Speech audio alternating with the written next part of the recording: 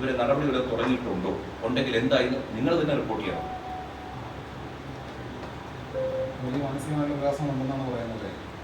അല്ല, മാനസികമായിട്ട് പ്രയാസം വന്നാലും നമ്മുടെ മക്കളല്ല, നമ്മുടെ കുടുംബത്തിനെതിരെ ഇങ്ങനൊരു വരുമ്പോഴത്തേക്ക് എവിടെയും മാറി നിന്നിട്ടോ ഒളിച്ചോടിയിട്ടോ കാര്യമില്ല. നമ്മൾ അവരുടെ കൂടെ നിന്നില്ലെങ്കിൽ ഈ വിശ്വാസം തകർന്നു. പിന്നെ ഞാൻ വീണ്ടും പറയുകയാണ്, ഇപ്പോൾ ഇതിനകത്ത് തന്നെ ഈ ഭീഷണിപ്പെടുത്തി എന്താണ് ഭീഷണിപ്പെടുത്തിയെന്ന് പലരും ചോദിക്കുന്നു.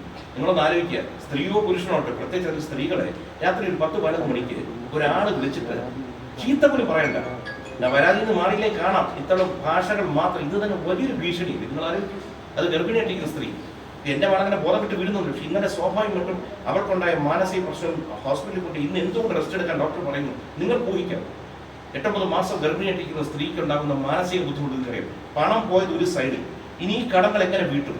2-3 ഒരു സ്ഥാപനം ഇത് തുടങ്ങിയെടുക്കണം വീണ്ടും. കാരണം സ്റ്റോർ വരെ കൂട്ടേണ്ടി വന്നു. എന്നിട്ട് പുതിയ സ്ഥാപനം വെച്ച് ആരംഭിക്കുന്നു. എന്നിട്ട് ഇവർക്കെതിരെ ആരോപണവും കേസും, ഇവർക്കെതിരെ ജാമ്യമില്ല വകുപ്പും.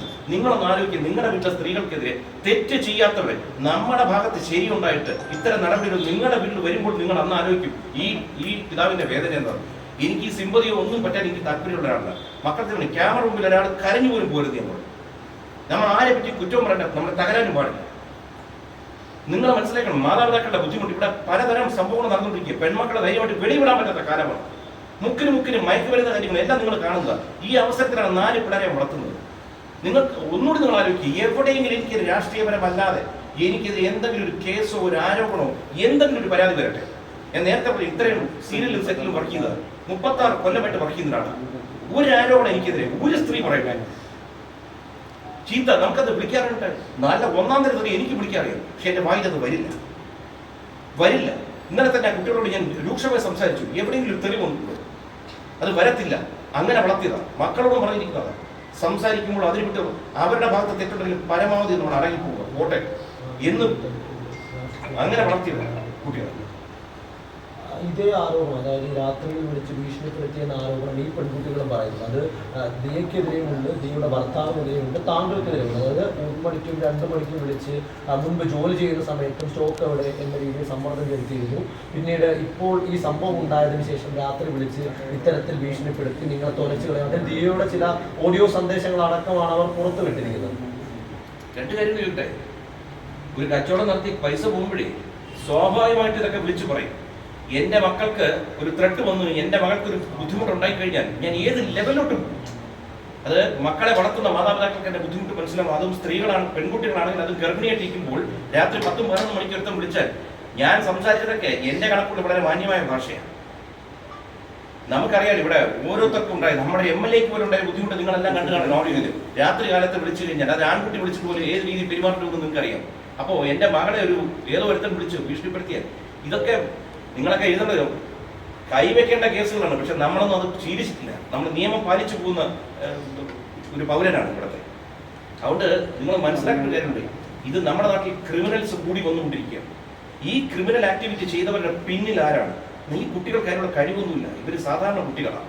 ഇവരുടെ കയ്യിൽ പണം ഇരിക്കുന്നതുകൊണ്ട് ആരോ ഇടപെട്ടാണ് ഈ പ്രശ്നം ഇത്ര വലുതാക്കിയത്. ഞങ്ങൾക്കിത് ഒന്നും വേണ്ട. ഞാനൊരു മീഡിയ മേഖലയിൽ നിന്ന് വന്നു, അതിനുശേഷം സിനിമയിലുണ്ട്, രാഷ്ട്രീയത്തിലുണ്ട്. ഇതിനകത്ത് കുറെ പേരുമായിട്ട് ആത്മബന്ധമുള്ളതാണ്. എനിക്കിവിടെ നിങ്ങളെ വിളിച്ചിട്ട് ഒരു ഇന്റർവ്യൂ തന്നാൽ പോരായിരുന്നു. ഞാൻ എവിടെയെങ്കിലും നിങ്ങളെ വിളിച്ച് എന്തെങ്കിലും പറഞ്ഞു? നിങ്ങൾക്ക് അറിയാം നിങ്ങൾ ആരാ വിളിച്ചു പറഞ്ഞത്. നിങ്ങൾ എൻ്റെ അടുത്ത് വന്നു, ഞാൻ നിങ്ങൾക്ക് ഏത് ചോദ്യത്തിനും ഏത് രാത്രി മറുപടി തരാൻ തയ്യാറാണ്. ഇന്നലെയൊക്കെ ഞാൻ കിടക്കുന്ന 4 മണിക്കാണ് രാത്രി, ഇന്ന് വെളുപ്പിനെ. കാരണം മകളുടെ പ്രശ്നം എല്ലാം അറ്റൻഡ് ചെയ്ത് കഴിഞ്ഞിട്ടാണ് ഞാൻ കിടക്കുന്നത്. നിങ്ങളത് ആലോചിക്കണം. പക്ഷെ ഒരിടത്തും വിളിച്ചോടാനോ മാറി നിൽക്കാനോ തരാം. എത്ര ചോദ്യങ്ങൾ ചോദിച്ചു ഞാൻ ഇവിടെ കാണും, ഉത്തരം തരാം. പക്ഷെ ഇതിനകത്ത് എത്തിച്ച് നമുക്കൊരു വിഷയം വരുമ്പോൾ നമ്മൾ എന്ത് ചെയ്യും നമ്മളൊന്ന് പകയ്ക്കും. ആദ്യം അറിയോ എന്ത് ചെയ്യും? പകച്ചുപോയി. കാരണം ചില്ലറ കേസ് ഞാൻ TV കണ്ട് നിങ്ങളിൽ പലരും എന്നെ വിളിച്ചു പറഞ്ഞപ്പോൾ ഞാൻ കാര്യം അറിയുന്നു. നമ്മൾ എന്താ ചെയ്യേണ്ടത്? നമുക്ക് സ്റ്റേഷനിൽ പോയി അവിടെ നീതി കിട്ടുന്നില്ല. നമുക്ക് എന്താ ചെയ്യാൻ പറ്റുന്ന? മുഖ്യമന്ത്രി അദ്ദേഹത്തിന്റെ ഓഫീസിൽ പോയി കാര്യങ്ങൾ സംസാരിച്ചു. 5-ാമത്തെ മിനിറ്റ് അവർക്ക് കാര്യം പിടികിട്ടി ആരുടെ ഭാഗത്ത് എന്ത്. അതുകൊണ്ട് നിങ്ങൾ ആലോചിക്കുക. അല്ലെങ്കിൽ ഇന്നലെ എന്നെ തൂക്കിക്കൊണ്ട് പോകണ്ടല്ലേ? കിട്ടിയിരിക്കുന്ന വകുപ്പൊക്കെ നോക്കി എന്തെങ്കിലും തെളിവ് നിങ്ങൾക്ക് ആർക്കെങ്കിലും ഇതിനകത്ത് കിട്ടിയിട്ടുണ്ടോ? എന്നെ പറ്റി പറഞ്ഞിരിക്കുന്ന ആരോപണത്തിന്റെ എന്തെങ്കിലും ഡിജിറ്റൽ എവിഡൻസ് നിങ്ങൾ പറയും. ഇപ്പൊ ഞാൻ നിങ്ങളുടെ മുമ്പിൽ നിങ്ങൾ പറയും എന്തെങ്കിലും എവിഡൻസ് പറയും. നിങ്ങളത് പറയണം. നിങ്ങളൊക്കെ കൊച്ചു കുട്ടികളാണ് ഇതിനകത്ത്. നിങ്ങളുടെ വരും തലമുറ നിങ്ങൾ വേറൊരു കൾച്ചർ ഉണ്ടാക്കണം. മീഡിയ കൾച്ചർ തന്നെ മാറ്റിയെടുക്കണം. കാരണം വെച്ച് കഴിഞ്ഞാൽ ഇത്തരം പച്ചക്കള്ളം പറയുന്നവരെ എക്സ്പോസ് ചെയ്യണം. ഈ സെൻസേഷൻ ക്രിയേറ്റ് ചെയ്യുന്നേക്കാൾ ഞാൻ ദൂരദർശനിൽ ഈ റിപ്പോർട്ടിങ്ങും വാർത്താവായന തുടങ്ങുമ്പോൾ ആദ്യം ഞങ്ങൾക്ക് ഉപദേശം ഉണ്ടെന്നറിയോ, നിങ്ങൾ ഒരാളെ ഇന്റർവ്യൂ ചെയ്യാൻ പോകുമ്പോൾ നിങ്ങൾ സംസാരിക്കരുത്, അവർ സംസാരിക്കും, നിങ്ങൾ കേൾവിക്കാരില്ല, ബി എ ലിസണർ. എന്നിട്ട് അവർ പറയാനുള്ള പറയുമ്പോൾ കേൾക്കുക, അതിനുശേഷം അവരുടെ മെസ്സേജ് ജനങ്ങളിലെത്തുക. ഇത് കഴിയുമ്പോൾ എന്താണ് അദ്ദേഹം പറഞ്ഞ മെസ്സേജ് എത്തുന്നു, ദൂരദർശനം നല്ല പേരുണ്ടാക്കണം, ഒപ്പം നിങ്ങൾക്കൊരു ഉയർച്ച ഉണ്ടാവണം. ആ ഉയർച്ച ആ പാഠങ്ങൾ പഠിച്ചു വന്ന ഒരാളാണ്. അതുകൊണ്ട് ഒരിക്കലും അനാവശ്യമായ ആരോപണം ഉന്നയിക്കാൻ താല്പര്യമില്ല. ഇപ്പൊ പോലും ഈ കുട്ടികളുടെ പേര് പോലും ഞാൻ അടുത്ത് പറയാറില്ല. പക്ഷെ നിവൃത്തിയില്ലാതെ വന്നപ്പോൾ, നിവൃത്തിയില്ലാത്തതുകൊണ്ട് ഭാര്യയും മക്കളും വീട്ടിൽ നിന്ന് ആലോചിക്കും എന്ത് ചെയ്യണം, ഈ വീഡിയോ റിലീസ് ചെയ്യും. അല്ലെങ്കിൽ നമ്മൾ കള്ളന്മാരായി പോകും. കാരണം ഇന്ന് അങ്ങനെയാണ്, മിണ്ടാതിരിക്കുന്ന കള്ളനായി പോകുന്ന കാലമാണ്.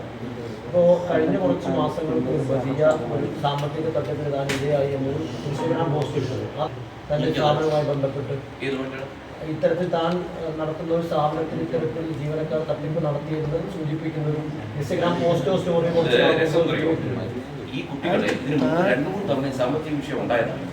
അപ്പൊ ആദ്യം ഞാൻ പറഞ്ഞു തരാം, മുന്നേറ്റം ഇതിപ്പോ സാമ്പത്തിക പ്രകടനം 10-15 രൂപ സാലറി ഉള്ള കുട്ടികളാണ്, ചെറിയ കുട്ടികളാണ്. അപ്പൊ ഞാൻ കോട്ടയം, പക്ഷെ 3-4 തവണ ഞാൻ പറഞ്ഞിരുന്നതാണ് ഈ ക്രിമിനൽ ആക്ടിവിറ്റിയുള്ള കുട്ടികളെ വെക്കരുത്. അപ്പോഴേക്കും എന്റെ പിള്ളേരാണ് അച്ഛാ, എന്റെ പിള്ളേരാണ്, എന്റെ എല്ലാ പരിപാടിക്കും വരുന്നവരാണ്, ഭയങ്കര സപ്പോർട്ടാണ് എന്ന് പറഞ്ഞ് നിർത്തിയതാണ്. അതായത് എല്ലാം നിങ്ങൾ നോക്ക്, ഇതൊന്നും ഞാൻ എന്തെങ്കിലും പറയുന്നൊരു കള്ളം ഇന്നലെ പറഞ്ഞതല്ല ഇന്ന് പറയുന്നത് നിങ്ങൾ കേട്ട് നോക്കൂ. ആരും പറഞ്ഞു പഠിപ്പിച്ചല്ല. ഇന്നലെ കുട്ടികൾ പറഞ്ഞു സാമ്പത്തിക വിഷയങ്ങൾ ഉണ്ടായപ്പോൾ പിന്നീട് ശ്രദ്ധിച്ചില്ലേ? ഞാനത് ആദ്യമേ പറയുന്നുണ്ട്. ഇതിനകത്ത് എന്റെ മക്കളുടെ ഭാഗത്ത് നിന്ന് ശ്രദ്ധക്കുറവ് ഉണ്ടായിട്ടുണ്ട് എന്നുള്ളത് യാതൊരു സംശയവുമില്ല. അതുകൊണ്ട് ഞാൻ പറയുന്നത്, ഇനി ബിസിനസ് തുടങ്ങുന്നവർ രാവിലെ തൊട്ട് വൈകുന്നേരം വരെ സകല കണ്ണും അവിടെ വെച്ചിരുന്നോണം. എല്ലാ മൂക്കാൻ കോർണറിൽ കണ്ണുകൾ പോയിരിക്കണം. ഇന്ന് വളരെ നമ്മൾ ഇന്നത്തെ കുട്ടികൾക്കിരുന്നത് അവരുടെ വിചാരം ഈ ഓൺലൈനിലെല്ലാം കറക്റ്റ് ആയിക്കോളുന്ന തോന്നുന്നുണ്ട്. ആ ഓൺലൈൻ അവരിത് അയച്ചു ഇല്ല. ട്രഡീഷണൽ രീതിയിൽ നിങ്ങൾ ലെഡ്ജർ ഓരോ ഇതിനും വൗച്ചർ വെച്ച് എല്ലാത്തിനും കണക്കുണ്ടായിരിക്കണം. ഇല്ലെങ്കിൽ ഇത്തരം തട്ടിപ്പുകൾ നടക്കും. കാരണം തട്ടിപ്പിന്റെ രീതികൾ മാറിക്കൊണ്ടിരിക്കുകയാണ്. താങ്കൾ നേരത്തെ പറഞ്ഞു ഈ വീഡിയോ ശ്രദ്ധിക്കൊന്നും കണ്ടിട്ടില്ല, അതിനൊന്നും കാണാൻ പറ്റിയില്ല എന്നാണ് പറഞ്ഞത്. ഇപ്പോൾ ഒരു കാര്യം പറഞ്ഞു, നിവൃത്തിയില്ല വന്നപ്പോഴാണ് ആ വീഡിയോ പുറത്തു വിടാൻ പറയുന്നത്. താങ്കൾക്കറിയാം എല്ലാ ദൃശ്യങ്ങൾ നമ്മളതിലുണ്ട്, അതെല്ലാം താങ്കൾ കണ്ടിട്ട് അവസാനമാണല്ലോ ഇത് പറയുന്നത്. അല്ല പറഞ്ഞത് വീഡിയോ കണ്ടില്ല എന്നാണ് പറഞ്ഞത്. വീഡിയോ മുഴുവനായിട്ട് കണ്ടിട്ടില്ല, ഇപ്പോഴും കണ്ടിട്ടില്ല. കാരണം ഇപ്പൊ മോൾ ഇന്നലെ രാത്രി ഒരു 50 മിനിറ്റ് വ്ളോഗ് ഇട്ടിട്ട് കാണണം. എനിക്ക് കാണാൻ ടൈമില്ല, കാണാൻ പറ്റില്ല. കാരണം കിടന്ന് ഉറങ്ങാൻ പറ്റും. നമുക്ക് വീഡിയോ തന്നെ ഇപ്പൊ തന്നെ ഭാര്യയുടെ കുറിച്ച് ഇങ്ങനെ ഒരു വീഡിയോ ഉണ്ട്, ഇടട്ടെ, ഞാൻ ഇട്. ഇനി നമ്മൾ ഒന്നും നോക്കേണ്ട കാര്യമില്ല. കാരണം നമ്മളെ എക്സ്പോസ് ചെയ്ത് നമ്മളെ ഇങ്ങനെ കുഴപ്പക്കാരനാണെന്ന് പറഞ്ഞ് പച്ചയ്ക്ക് പറയുമ്പോൾ നമ്മുടെ ഭാഗത്തെ ന്യായം കാണിക്കാൻ എന്തൊക്കെ തെളിവുണ്ട് അത് മുഴുവൻ എടുത്തു. നിവർത്തിയില്ലാത്ത ഞാൻ ഇതൊക്കെ അന്ന് ഞങ്ങളിവിടെ റെക്കോർഡ് ദിവസം ഞങ്ങൾക്ക് എടുത്തിട്ടുള്ളൂ. പ്രശ്നം തീർന്നു, കേസിനെ കുറച്ചുകൂടി ബലപ്പിച്ചു. നിങ്ങളൊന്ന് ആലോചിച്ച് നോക്ക്, നമ്മുടെ ഈ വീഡിയോ എടുത്ത ഈ സംഭവം നടന്ന ദിവസം ഇതെല്ലാം കഴിഞ്ഞ് നിങ്ങളുടെ അറിവിലേക്കായിട്ടൊരു കാര്യം പറയാം. പെൺകുട്ടികൾ ഇന്ന് പലതരത്തിൽ ബുദ്ധിമുട്ടായി, പ്രത്യേകിച്ച് ഞങ്ങളുടെ 4 മക്കളും ഈ സോഷ്യൽ മീഡിയയിൽ നിൽക്കുന്നുണ്ട്. തിരിച്ചറിവുള്ള മുഖങ്ങളായിട്ട് ഞങ്ങളുടെ വീട്ടിലവിടെ പലപ്പോഴും നിങ്ങൾ കാണും പിള്ളേർ വന്ന് വീട്ടിൽ ചാടി കയറിയ സംഭവം പലതും ഉണ്ടാവാറുണ്ട്. ഈ സംഭവം നടന്നതിന് ശേഷം ഡേറ്റ് കൃത്യമായിട്ട് ഓർക്കുന്നില്ല, രാത്രി ഞങ്ങളുടെ കുടുംബം മൊത്തമായിട്ട് പുറത്തുപോയി ഭക്ഷണം കഴിച്ചിട്ട് വരുന്ന വഴി മൂത്ത മോളും ഇഷാനിയും ഹൻസികയായിട്ട് കാറിൽ വരുന്നു. ഒരാൾ മരുതൻകുഴി പാലത്തിന് തൊട്ടുമ്പോൾ ലൈറ്റ് അടിക്കുന്നു, കൈ കാണിക്കുന്നു. ഇവരെന്താണെന്നറിയാതെ ഈ വണ്ടി കൊണ്ട് നിർത്തുന്നു. തടഞ്ഞു നിർത്തി തെറി വിളിക്കുന്ന വീഡിയോ വരെ എടുത്തു വെച്ചു. ഞങ്ങൾ ഇതുവരെ പറഞ്ഞിട്ടുണ്ടോ ഇതുമായി ബന്ധപ്പെട്ടതാണോ അല്ലയോ എന്ന് അറിയില്ല. പിള്ളേർ പേടിച്ചു പോകും. ഇന്ന് നിങ്ങൾക്ക് അതിന്റെ വീഡിയോ ഞാൻ തരാം. ആളായിരുന്നു പോലെ അറിയാം. പിള്ളേർ പേടിച്ചിട്ട് നമ്പർ എടുക്കാൻ പറ്റില്ല. ഇയാൾ പറയുന്നല്ല, വീഡിയോ എടുത്തു തുടങ്ങി പറഞ്ഞു ഞാൻ വിശ്വമാരുടെ ഫ്രണ്ടാണ്, നീ സൂക്ഷിച്ചു പോക്കണം എന്തൊക്കെയോ പറയുന്നു. ഇവർ പേടിച്ചു പോകാതെ എന്ത് ചെയ്യാൻ പറ്റും? കാരണം ഇതുമായി ബന്ധപ്പെട്ട ആരെങ്കിലും അടിക്കാൻ വന്നതാണ്. ഒരു പിടിയും കിട്ടുന്നില്ല. ഇത്തരം കുറേ സംഭവം എൻ്റെ കൂടെ നടക്കും. ഇതുവരെ ഈ സംഭവം ഒന്നും ഞാൻ പറഞ്ഞിട്ടില്ല. പറയാനാണെങ്കിൽ കൂടെ ഇതിന് വീഡിയോ എവിഡൻസ് വരെ ഞാൻ തരാം. ഇയാൾ ആരും പോലും ഞങ്ങൾക്ക് അറിയത്തില്ല. ഇവരോട്ട് ബന്ധമുണ്ടോ ബന്ധമില്ലയോ? നമ്മൾ സ്വാഭാവികം വിചാരിക്കുന്നത് ഈ കുട്ടികൾ എങ്ങനെ രാത്രി കിടന്ന് ഉറങ്ങും. നിങ്ങളൊന്ന് ആലോചിക്കുക. വീട്ടിന്റെ വെളിയിൽ ശബ്ദം കേട്ടാൽ ഉറങ്ങാൻ ബുദ്ധിമുട്ട് വരും. ഈ തന്തേ തള്ളയൊക്കെ ഇന്ന് ജീവിച്ചിരിക്കുന്നതുകൊണ്ട് നമുക്ക് സപ്പോർട്ട് ചെയ്യാൻ പറ്റും. നിങ്ങൾ ആലോചിക്കണം, ഈ തന്തേ തള്ളയെ ആരടുത്ത് നമ്മുടെ പരാതി പറയും, വേദന പറയും. മനുഷ്യൻ പ്രഷറിലാണ് ഇവിടെ മരിച്ചു പോകുന്നത്. അറിയോ, ഭൂമിയിൽ ഏറ്റവും കൂടുതൽ ആൾക്കാർ മരിക്കുന്ന സ്ട്രെസ്സാണ്. സ്ട്രെസ് കൊണ്ടാണ്. മക്കൾ സുരക്ഷിതരല്ല എന്നൊരു ആശങ്കയുണ്ടോ ഈ ഘട്ടത്തിൽ? മീൻസ് അങ്ങനെ എന്തെങ്കിലും ഭീഷണി? നമ്മളൊന്ന് ആലോചിച്ച് നോക്കൂ, ഇവര് ഷൂട്ടിങ്ങിന് മറ്റും പോകുന്നു. ഇപ്പൊ നമുക്ക് തോന്നുന്നു ഇതുപോലെ ഒരാൾ ഒന്ന് മുഖത്ത് കുറിച്ച് ആസിഡ് കൊണ്ട് ഒഴിച്ചാൽ ഏതെങ്കിലും ക്രിമിനൽ. നിങ്ങളൊന്ന് ആലോചിക്കുക. ഇത് എന്റെ മക്കൾക്ക് മാത്രമല്ല, നിങ്ങൾ ഇതിനകത്ത് നിങ്ങളൊക്കെ കൊച്ചു കുട്ടികൾ, എന്റെ മക്കളുടെ പ്രായം പോലും കാണത്തില്ല. നിങ്ങളൊന്ന് ആലോചിച്ച് നോക്കി. നിങ്ങൾ റിപ്പോർട്ട് ചെയ്യുന്നില്ല, നിങ്ങളെ പറഞ്ഞ ഏതെങ്കിലും സംഭവം ഇഷ്ടപ്പെടാത്തൊരു വ്യക്തി നിങ്ങൾക്കെതിരെ അറ്റാക്ക് വന്ന് നിങ്ങൾ എന്ത് ചെയ്യും? നിങ്ങളുടെ മാതാപിതാക്കൾ എന്ത് ചെയ്യാൻ പറ്റും? ഒരു ചുക്കം ചെയ്യാൻ പറ്റില്ല. അവർക്ക് നിങ്ങളെ അത് കഴിഞ്ഞ് നിങ്ങൾ എന്തെങ്കിലും കൊണ്ട് ചികിത്സിക്കാനേ പറ്റും. അത് ഞാൻ പറഞ്ഞു വെച്ചാൽ ഞാൻ ഒരു സർക്കാരിനെതിരെ ഒന്നുമല്ല സംസാരിക്കുന്നത്. ഈ സർക്കാരുകളെയൊക്കെ പറ്റി പറയുന്നതിന് മുമ്പ് പൊതുജനം ആലോചിക്കണം.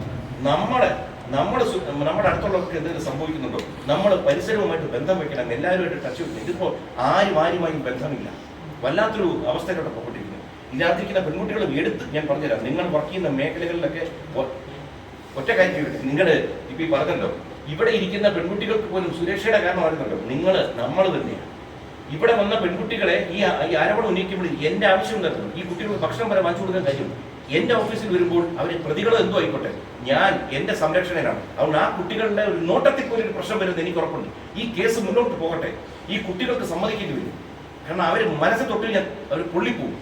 എൻ്റെ ഭാഗത്തുനിന്ന് ഒരൊറ്റ നീക്കം ഈ കുട്ടികൾക്കെതിരെ ഉണ്ടാകില്ല. ഇപ്പൊ തന്നെ ഈ പെൺകുട്ടികൾ പറയും ഇവരുടെ സുരക്ഷ എന്നറിയോ, കൂടെ വർക്കുന്ന നിങ്ങൾ തന്നെ അല്ലെന്ന് പറയാൻ പറ്റുമോ? ഈ കുട്ടികൾക്ക് എന്തെങ്കിലും പറ്റി ആദ്യം ചോദിക്കുന്നത് നിങ്ങൾ തന്നെ. അതുകൊണ്ട് ഈ പെൺകുട്ടികൾ ഉന്നയിച്ച ആരോപണം മൊത്തം അവർക്കെതിരെ തിരിച്ച് പാമ്പായി വരും. ഈ സിഎം ഓഫീസിൽ പോയിരുന്നു എന്ന് പറഞ്ഞല്ലോ, അവിടുന്ന് എന്ത് മറുപടി കിട്ടിയത്? നമ്മൾ പിന്നെ സ്വാഭാവികമായിട്ടും ഉന്നത ഓഫീസിൽ പോകുമ്പോഴത്തേക്ക് അവിടുത്തെ കാര്യം പറഞ്ഞ് മനസ്സിലാക്കി കഴിയുമ്പോൾ അവർ പറയുന്നു നിങ്ങൾ ധൈര്യമായി പോവുക, നിങ്ങൾക്കെതിരെ ഒരു കടുത്ത നടപടി ഉണ്ടാകും, ഞങ്ങളത് അന്വേഷിക്കും, വിശദമായ അന്വേഷണത്തിന് ശേഷം മാത്രമേ നടപടി ഉണ്ടാവൂ എന്ന് പറയുമ്പോൾ അതൊരു വലിയ ആശ്വാസമാക്കാം. മാത്രമല്ല അപ്പോൾ ഇനി ഇതിനകത്ത് ഒരു ന്യായത്തിന്റെ ഭാഗത്തു നിന്നൊരു അന്വേഷണം നടക്കും. അത് അതിനോട് എന്നും മുഖ്യമന്ത്രി ഓഫീസോട് കടപ്പെട്ടിരിക്കുന്നു.